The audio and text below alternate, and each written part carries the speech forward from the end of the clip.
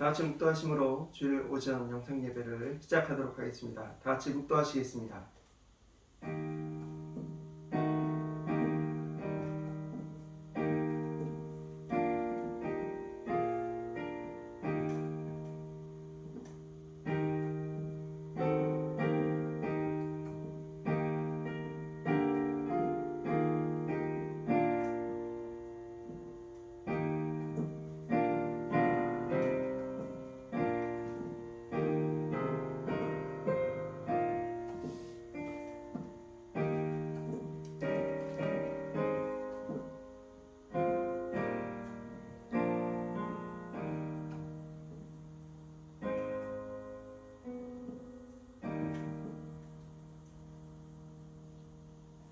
여호와여, 내게 주께 피하오나 나를 영원히 부끄럽게 하지 마시고 주의 공로로 나를 건지소서.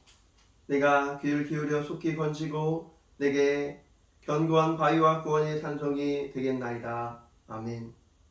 하나님 아버지, 우리가 주께 피하고 주를 바라보고 주를 의지하게 하여 주시옵소서. 우리에게 허탄한 거짓을 잊지 않게 하여 주시옵시고 오직 여호와를 의지할 수 있도록 하나님 함께하여 주시옵소서. 주의 인자하심을 기뻐하게 하여 주시옵소서. 주의 긍휼을 즐거워할 수 있도록 주여 역사하여 주시옵소서. 주여, 이 땅 가운데 주의 성도들의 고난을 봐 주시옵시고 환난 중에 건져 주시옵소서. 하나님 아버지의 그 크신 능력과 사랑을 경험할 수 있도록 주여 함께하여 주시옵소서. 거룩하신 예수 그리스도의 이름으로 기도하옵나이다. 아멘. 사도신경으로 우리의 신앙 고백하겠습니다. 전능하사 천지를 만드신 하나님 아버지를 내가 믿사오며 그의 아들 우리 주 예수 그리스도를 믿사오니 이는 성령으로 잉태하사 동정녀 마리아에게 나시고 본토 빌라도에게 고난받으사 십자가에 못 박혀 죽으시고 장사한 지 사흘 만에 죽은 자 가운데서 다시 살아나시며 하늘에 오르사 전능하신 하나님 우편에 앉아 계시다가 저리로서 산자와 죽은 자를 심판하러 오시리라. 성령을 믿사오며 거룩한 공예와 성도가 더 교통하는 것과 죄를 사해 주시는 것과 몸이 다시 사는 것과 영원히 사는 것을 믿사옵나이다. 아멘. 우리 찬송가 20장 우리 같이 하겠습니다.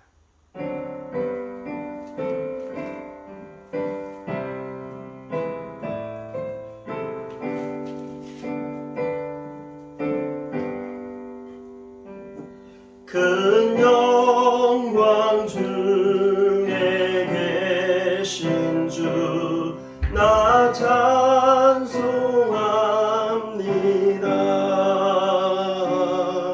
영원히 계신 주 이름 나 찬송합니다.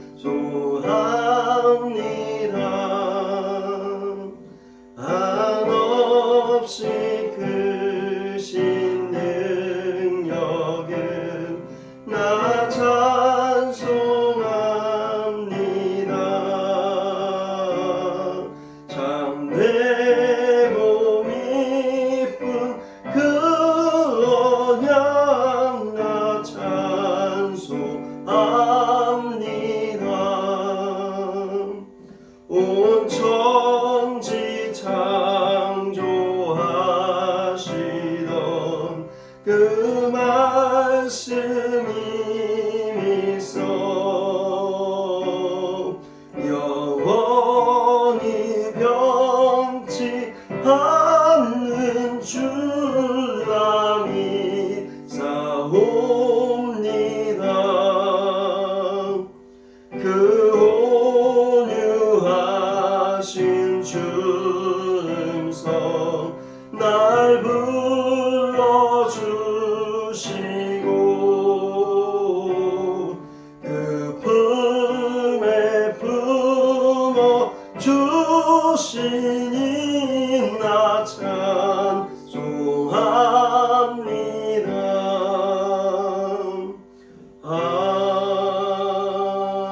아멘. 사랑과 은혜가 풍성하신 하나님 아버지, 참으로 저희로 하여금 이 큰 질병 가운데 너무나도 가까이 나와 있습니다. 하나님, 오늘 이렇게 영상으로 드릴 수밖에 없는 이 안타까운 심정을 주여 하나님, 우리의 중심과 우리의 마음을 받아주시옵시고, 그래야 해서 저희가 주께 한 걸음씩 한 걸음씩 우리의 온전히 예배하는 그 모습이 다가설 수 있도록 하나님 함께하여 주시옵소서. 주 하나님, 저희가 비록 하나님의 자녀이며 또한 하나님의 백성이오지만 이 땅 가운데 살아가고 있사오니 주 하나님 아버지, 이 땅에서도 하나님께서 기뻐하시는 자로서 든든히 세워져감을 얻게 하여 주시옵시고, 세상의 여러 유혹과 시험과 환난 가운데 쓰러지고 넘어지지 아니할 수 있도록 주여 함께하여 주시옵소서. 거룩하신 예수 그리스도의 이름으로 기도하옵나이다. 아멘. 하나님 말씀 보도록 하겠습니다. 함께 보신 말씀은 마태복음 골로새서 3장 16절에서 17절 말씀 우리 같이 보겠습니다. 골로새서 3장 16절에서 16절까지의 말씀, 17절까지의 말씀 한 절씩 교독하겠습니다. 제가 먼저 읽겠습니다. 그리스도의 말씀이 너희 속에 풍성히 거하여 모든 지혜로 핏자 가르치며 권면하고 시와 찬송과 신령한 노래로 부르며 감사하는 마음으로 하나님을 찬양하고, 같이 읽겠습니다. 또 무엇을 하든지 말에나 일에나 다 주 예수의 이름으로 하고 그를 힘입어 하나님 아버지께 감사하라. 아멘. 오늘 영상으로 이렇게 함께 예배 드리게 되었습니다. 오늘 함께 나눌 제목은 피차 가르치며 권면하고 라고 하는 제목으로 말씀을 같이 나누었으면 합니다. 오늘 설교를 이제 준비를 하면서 이제 내년에 어떤 교회의 중요한 또 가치를 가지고 다시 한번 시작할까 하는 고민들을 함께 나누었으면 좋겠습니다.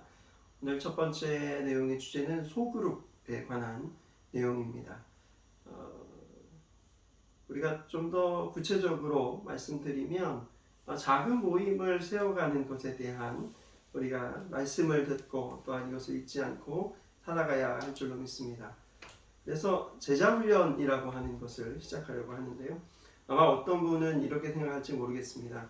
우리 교회가 숫자도 작고 설교도 거의 이제 성경 공부와 같은데 왜 굳이 제자훈련을 하려 할까? 혹은 왜일까?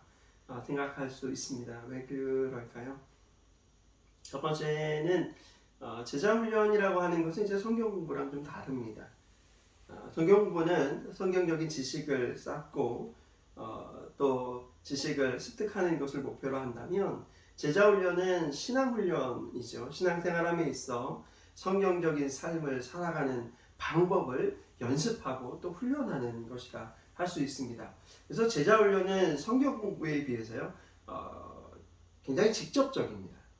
두 번째 다른 점은 무엇이냐면, 성경 공부는 지식 전달을 목적으로 개인이 성경적인 지식을 배우는 과정이라면, 제자훈련은 소그룹을 통해서 성경적인 지식을 나누고 또 그것을 실천해가는 과정을 함께하는 겁니다. 그래서 제자훈련은 성경 공부에 비해서 훨씬 더 공동체적이라고 말 수 있습니다. 그리고 마지막 세 번째로요, 성경 공부는 지식의 만족을 이제 충족해 하는 것이 큰 부분을 차지한다면, 제자훈련은 지식과 그리고 마음의 그 감정과 또한 함께 나눈 말씀을 통해서 의지적으로 하는 그러한 훈련을, 세 가지 훈련 방식을 통해서 전인적인 만족을 경험할 수 있다라고 말할 수 있습니다. 이 세 가지 이유로 인해서요, 작지만 이제 내년부터는 제자훈련이라고 하는 것을 실천하려고 합니다. 예수께서 이 제자훈련을 하셨죠. 예수께서 대중들에게는 이제 비유로, 산상수훈을 저희가 쭉 설교를 하고 있지만 비유로 말씀하시고요, 제자들에게는 따로 그 뜻을 풀어 또 질문도 받아주시고 이렇게 하셨었던 것처럼, 또 때로는요 예수께서 대중들에게는 병자를 고쳐주시고 또 오병이어의 기적을 보여주셨지만 제자들에게는요 직접 능력을 주셔서 그들에게 병자를 고치도록 하셨고 또 말씀을 듣는 것뿐만이 아니라 전할 수 있도록 하셨습니다. 또한 오병이어의 기적을 베푸셨을 때 직접 떡을 떼어주고 물고기를 나눠주는 그러한 능력을 체험할 수 있도록 해주셨다는 거죠. 그렇 하신 것처럼 우리 모두가 주님의 제자요 부르신 일꾼으로 세워진 것을 잊지 않도록 하는 훈련, 이것이 교회에서 하는 제자 훈련입니다. 크든 작든, 교회가 크든 작든 정말 중요한 교육이기 때문에 이것을 시작하려고 하고요. 이 시작을 준비하면서 오늘 소그룹에 대한 하나님의 말씀을 함께 나누려고 합니다. 여러분, 우리가 건강하고 또 능력 있는 크리스찬인으로서 살아갈 때 첫 번째로 중요한 게 뭘까요? 우리가 크리스찬이다 라고 하는 것을 보여주고 하나님과 또한 사람들에게, 이웃에게 증거할 수 있는 첫 번째 가장 중요한 것은 다름이 아니라 예배입니다. 그리고 두 번째는 뭘까요?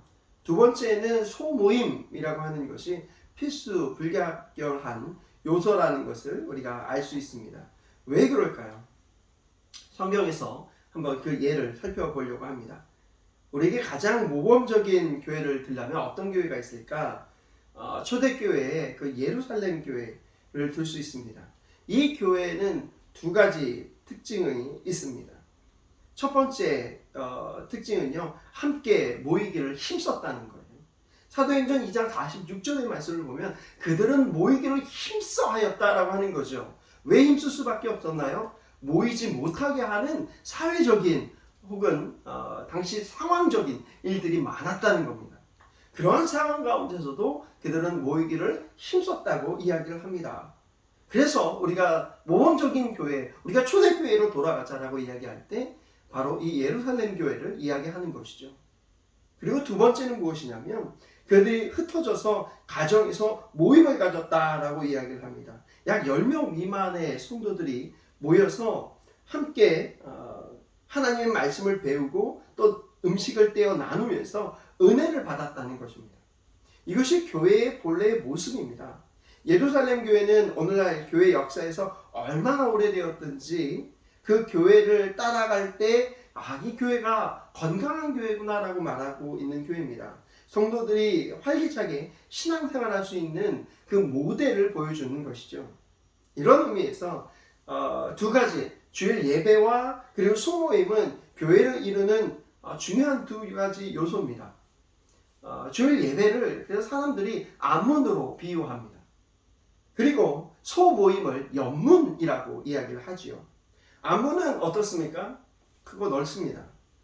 그래서 주일이면 모든 성도들이 교회에 나와서 예배를 드리고 또 어떻게 합니까? 그 넓은 문으로 다시 나가게 되는 것이죠. 이것을 반복하다 보면 신앙생활의 어떤 중요한 부분이 무너지고 맙니다. 이상적인 방법은 무엇이냐? 주일에 안문으로 들어와서 소그룹이라고 하는 연문으로 들어가는 것이죠. 거기에서 하나님의 아름다운 그 말씀과 또한 은혜를 나누고 교제하고 함께 울고 함께 웃는 그러한 축복을 경비할 때 저와 여러분의 영혼이 더욱더 강건하게 줄로 믿습니다.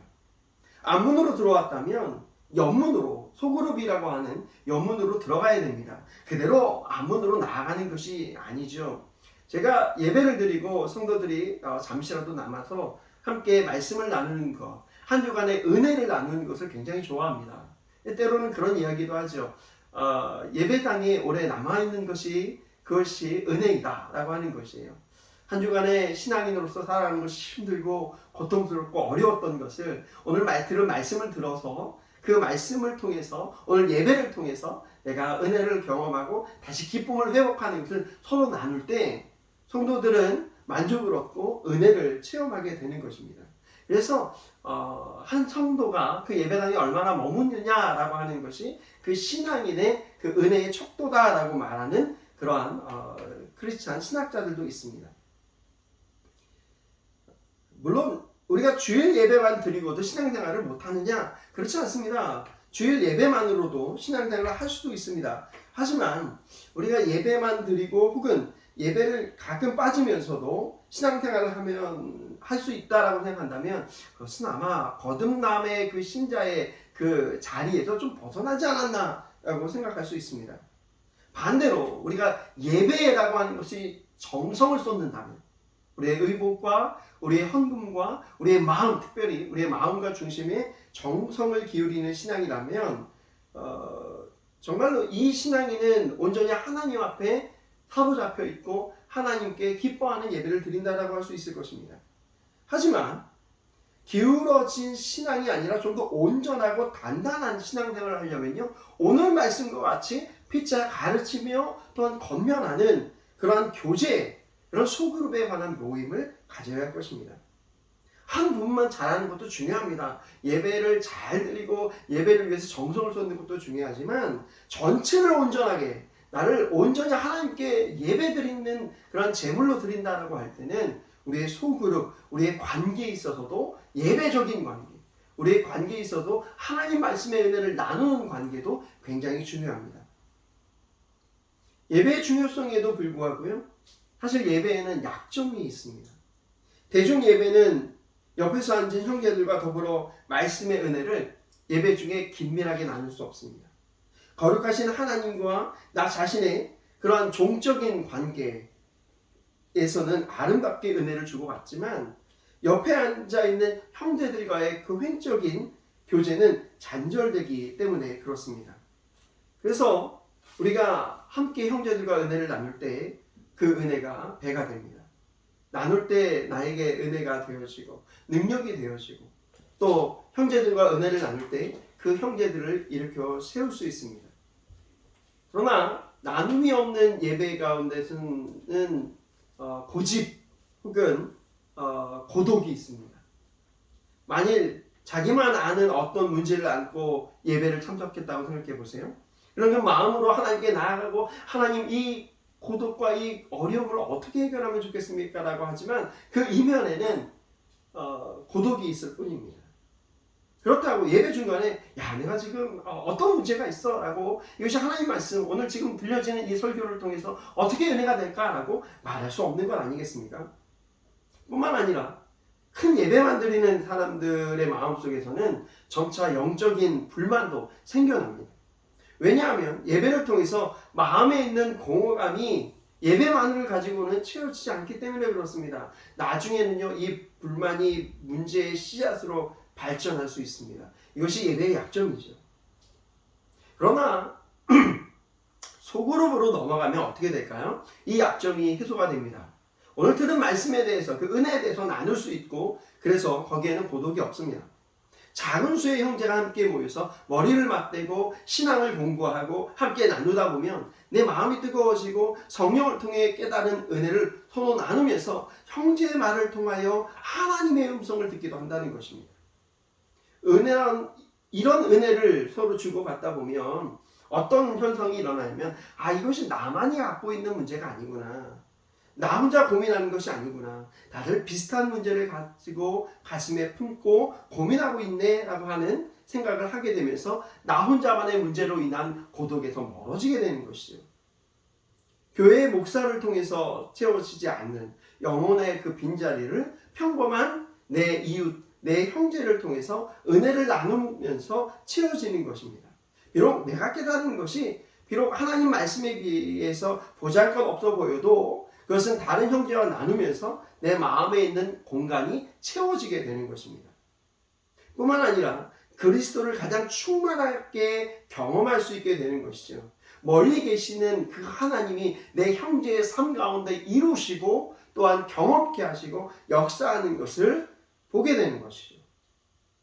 그래서 단지 성경 공부만 하고 그리고 마무리한다라고 하는 그 착각을 하지 않는 겁니다.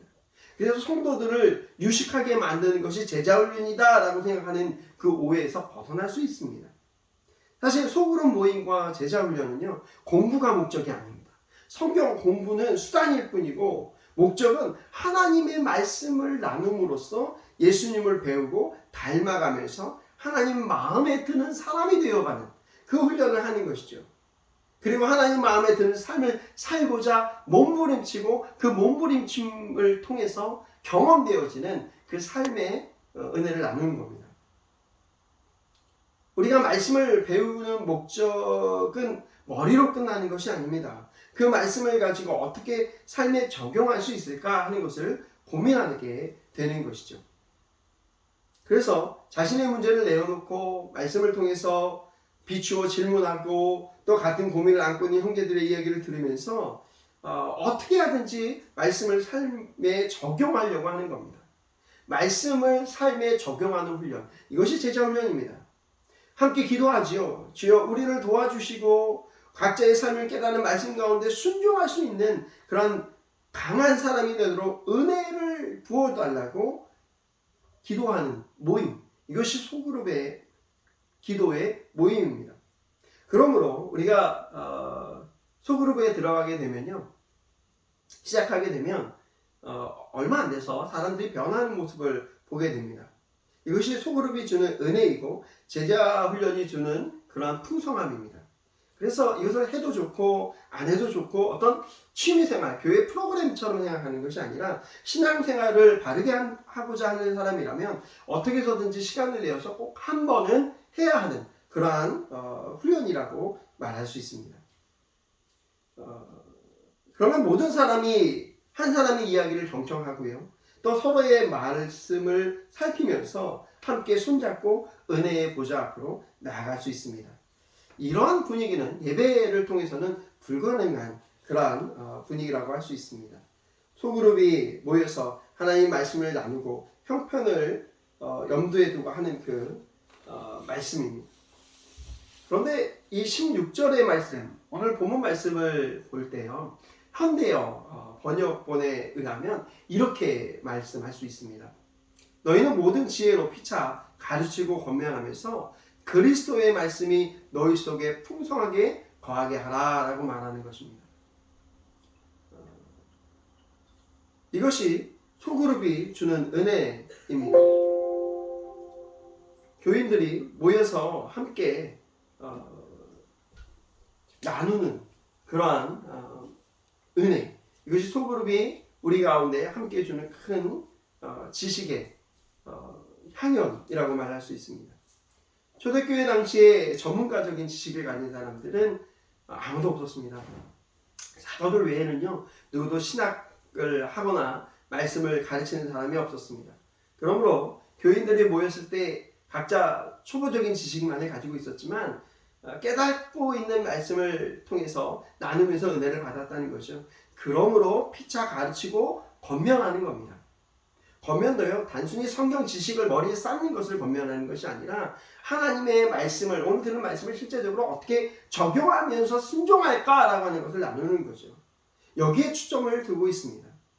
오늘 본문 말씀에 풍성이 거한다라고 하는 말씀을 어떻게 해석할 수 있느냐? 집을 짓는다라고 하는 의미로 말할 수 있습니다. 들은 말씀을, 함께 나눈 말씀을 통해서 집을 짓는 거죠. 직접 무언가 하는 겁니다. 그 결과 말씀이 떠나지 않게 되는 거예요. 혹 하나님의 말씀이 내 속에 집을 짓고 거주하는 것처럼 떠나지 않는 그러한 나의 생각과 행동을 지배하는 경험을 하는 것. 그것이 풍성이 거하는 모습입니다. 길을 걷다가도 또 집에 앉아 있어도 말씀이 계속 생각나고 어떤 문제에 고민할 때도 그 문제를 푸는 열쇠가 되는 경험. 이것이 예배를 통해서 들은 말씀으로서도 자리 잡을 수 있죠. 하지만 좀 더 깊숙하게 자리 잡는 건 그 들은 말씀을 통해서 내 형제가 선택하고 결정하고 체험했던 그 간증을 들었을 때 우리의 마음 깊숙이 남는 것도 우리가 있다라고 하는 것을 깨닫기를 원합니다. 설교를 들어도 내 마음에 떠나 계속 살아있는 말씀으로 있지 않을 때가 많습니다. 그러나 소그룹의 형제의 간증을 통해서 하나님의 음성을 들을 수 있다는 것, 이것을 우리가 생각해 봐야 됩니다. 우리 가운데 이런 통계가 있습니다. 말씀을 듣고 70%는 나가면서 오늘 설교를 무슨 내용을 들었는지 잃어버리는 경우가 많다고 이야기합니다. 한 사람의 설교를 가만히 앉아서 수동적으로 들었을 때 이런 약점이 있습니다. 게다가요, 오늘날 설교는요, 100년 전에 우리의 선배들, 목사님들의 설교와 그 비교했을 때 귓속에 마음속에 많이 남지 않습니다. 왜냐하면 그 당시는 정보가 굉장히 적은 사회였습니다. 그래서 읽을 거리들도 또 들을 거리도 매우 적었기 때문에 설교를 통해서 들은 정보를 마음속에 새기고 다시 한번 생각하고 떠올리기에 충분히 그래도 시간을 가졌습니다. 하지만 요즘은 어떻습니까? 넘쳐나는 새로운 정보들로요. 오늘 내가 들은 말씀이 내 머릿속에 내 마음속에 남아있을 수 있는 그 시간이 매우 짧아졌습니다. 그래서 오늘날 같이 정보의 홍수 시대에 있을 때 우리가 들은 하나님의 말씀을 이웃을 통해서 형제 자매를 통해서 함께 나누며 좀 더 깊숙하게 또한 우리의 삶의 어떤 결정들을 움직여갈 수 있도록 하는 것이 중요합니다. 예전에 제자훈련을 진행할 때 어떤 훈련생 자매가 이런 고민을 했습니다. 학교 선생님이었는데요. 주변에 고액과외를 시키는 그러한 사람들이 있었나 봐요. 그러면서 자녀에게 고액과외를 시켜봐라 라고 얘기하였습니다. 선생님 자녀라고 해서 다 공부를 잘하는 건 아니지 않겠습니까?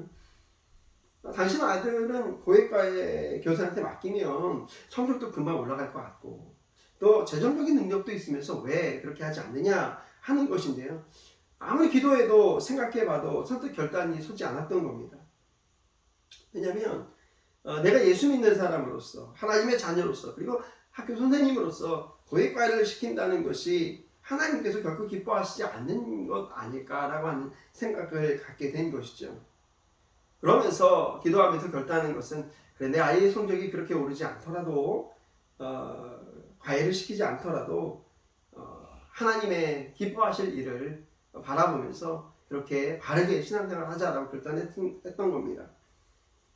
그리고 고액과외를 시키기로 했을 때 가졌던 돈의 일부를 헌금했다고 합니다. 내가 예수 믿는 하나님의 자녀로서 했던 그 결단, 그리고 나서 얼마 지나지 않아서 시골에서 먼 친척 집으로부터 전화가 왔어요. 자기 아들이 서울에 좋은 대학에 들어가게 됐는데 머물 곳이 없으니 잠시 머물 수 있도록 방을 하나 내줄 수 있느냐. 그래서 그것을 흔쾌히 허락했답니다. 그리고 나서는 그 아이에게 이것을 부탁했습니다. 이 방을 하나 내줄 터이니 우리 아들을 좀 봐달라고. 그 아이는 그 친척의 그 공부를 봐주면서 그 방에 머물러 있었고 그 집에 머무는 동안 그 아이의 성적이 꽤 올랐다고 합니다. 그리고 이 이야기를 그 소그룹 모임에서 제자훈련 과정에서 함께 나눴습니다. 정말로요, 이 이야기를 나눴는데 물론 제가 목동에서 사역했기도 하지만 모든 그 함께 모였던 형제 자매들이 고민했던 부분입니다. 함께 그 자리에서 결단했습니다. 앞으로 하고 있던 친구들도 과외를 하지 않겠다고, 고액과외를 하지 않겠다고 결단하고 기도하고 하나님께 은혜를 구했던 이야기를 전합니다. 유능한 목사님을 통해서 들은 말씀도 우리의 삶을 풍성히 살아갈 수 있도록 할 수 있습니다. 우리의 삶을 바꾸어 놓을 수도 있죠. 그러나 작은 소모임을 통해서 똑같은 처지에 있는 형제 자매들이 전하는 그 메시지를 듣는 하나님의 말씀도 그 못지않게 놀라운 역사가 일어납니다. 저희 교회에서 사역할 때 세례식이 있습니다. 세례식이 있을 때 신앙 간증들을 시킬 때가 있습니다. 그때 간증하는 분들 중에 상당수가 이런 이야기를 합니다. 내가 오늘 세례를 받고 공적으로 예수 그리스도를 신앙으로 고백하는 이유는 전적으로 나와 함께 해준 작은 모임 때문입니다 라고 하는 것이죠.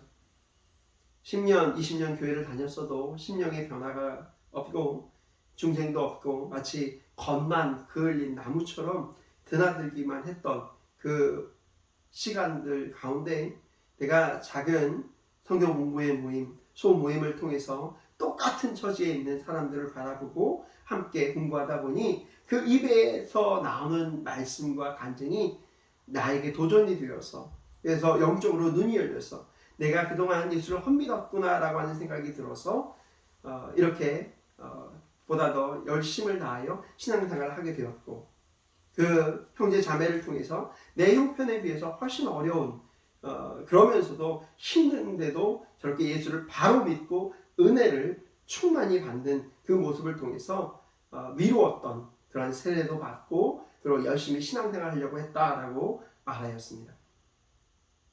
사랑하는 형제자매 여러분, 신앙생활함에 있어 만약에 우리가 아직도 기쁨을 누리지 못하고 있다면 아무리 신앙생활을 해도 열심히 하려고 해도 일어날 힘이 없다면 우리가 보다 더 작은 모임 가운데 함께 공부하고 또 나눌 때 세상 이야기만 나누지 말고 나에게 있었던 여러 그 삶의 그런 즐거운 이야기 또한 뭐 그런 이야기도 잠깐 나누어겠죠.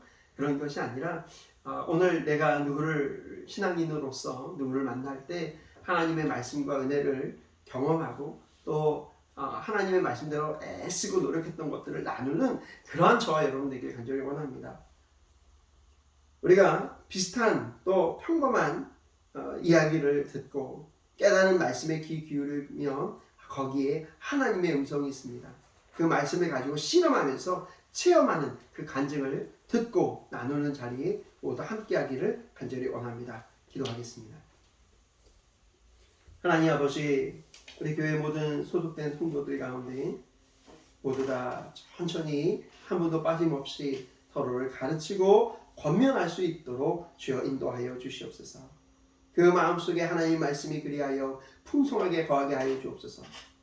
목회자를 통해서 듣는 말씀과 또한 성도를 통해서 그 말씀대로 행하며 경험되어진 체험된 말씀을 함께 나누고 누릴 수 있는 관계로 풍성하여 주실 수 있도록 주여 하나님 내년도 하나님 임마누엘 교회를 지키시고 임마누엘 교회 성도들 가운데 함께하여 주시옵소서.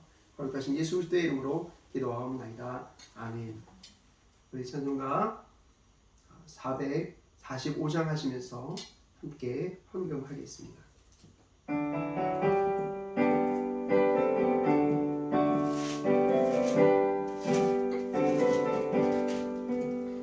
산을 넘어 험곡에 가도 빛 가운데로 걸어가면 주께서 항상 지키시기로 약속한 말씀 변치 않네.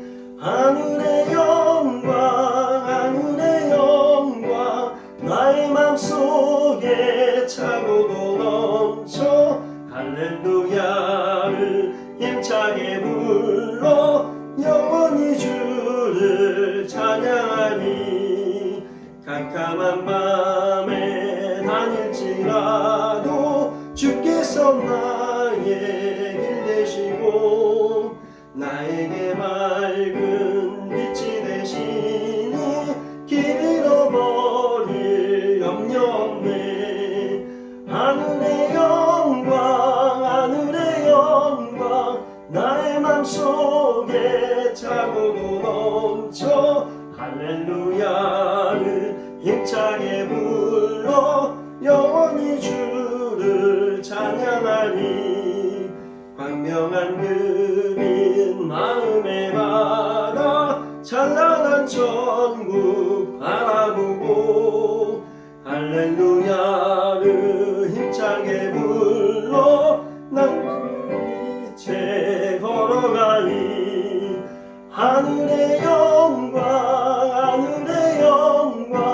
나의 맘속에 차고도 넘쳐 할렐루야를 힘차게 불러 영원히 주를 찬양하리.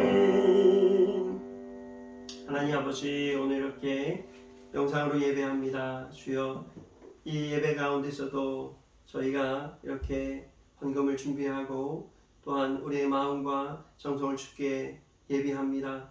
하나님, 주어진 그 예물 가운데 함께하여 주시옵시고 또한 이 예물을 통해서 하나님의 나라와 하나님의 교회와 하나님께 속한 백성들이 계속하여 이어져 갈 수 있도록 끊어지지 아니할 수 있도록 하나님 함께하여 주시옵소서. 거룩하신 예수 그리스도의 이름으로 기도하옵나이다. 아멘. 예, 광고 말씀 전하겠습니다. 코로나로 인해서 이렇게 영상으로 함께 예배하게 되었습니다. 지금 거주하는 이 지역 가운데 코로나가 점점 또 심각해지고 또 자가격리하게 되는 그러한 가족, 저희 가족도 있는데요. 방역 수칙을 잘 지켜주시고요. 또 그 가운데 저희가 하나님의 믿는 사람으로서 세상 사람들에게 욕먹지 않고 피해주지 않는 그러한 신앙생활을 할 수 있기를 간절히 원합니다. 돌아오는 수요 예배도 아마 영상으로 예배를 드리게 될 것 같은데요. 우리가 이번 한 주간 영상으로 예배로 드리고 그리고 다음 주는 함께 예배 모여서 예배할 수 있기를 간절히 바랍니다. 우리 자리에 일어나서 마지막 찬송가 461장 하시고 축도로 예배 마치도록 하겠습니다.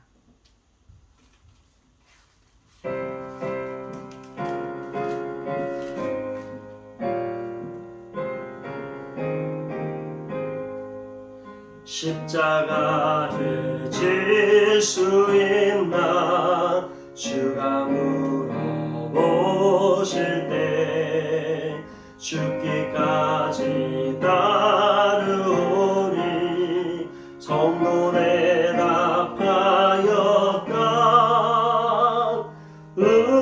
우리의 심령 주의 것이니 주님의 형상 만드소서. 주인도 따라 살아갈 동안 사랑과 충성 늘 바치오리다.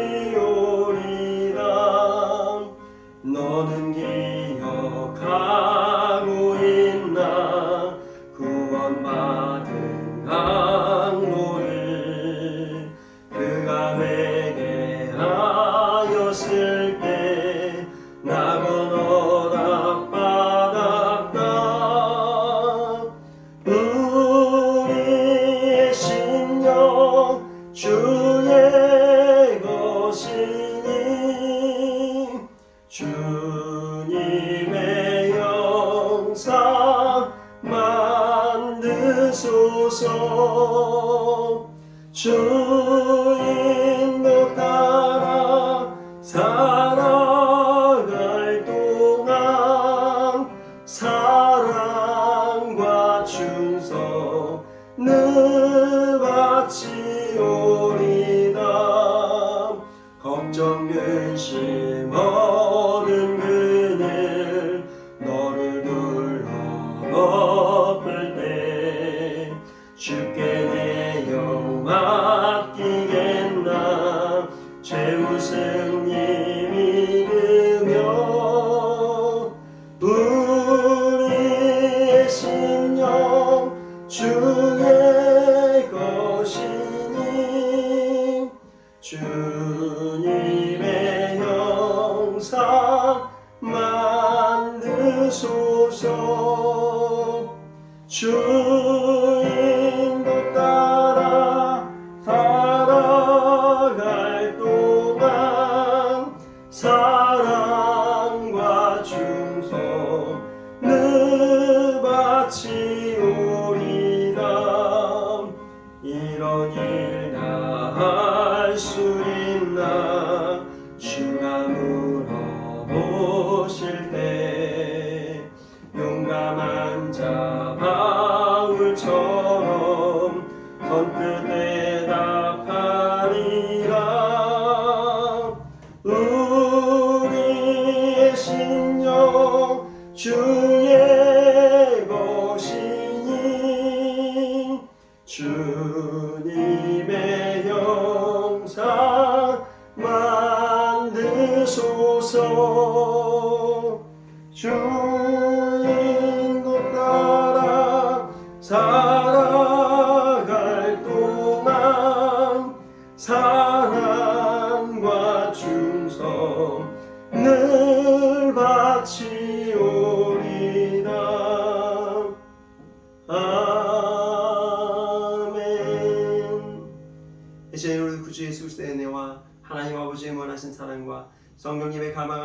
역사하시니 오늘 예배 가운데 함께하는 귀한 성도들 머리머리 위에 한 주간의 삶 가운데 성도들 가운데 작은 교제로 하나님 말씀을 나누기는 성도들 위해 지금부터 영원토록 함께 있을지어다. 아멘.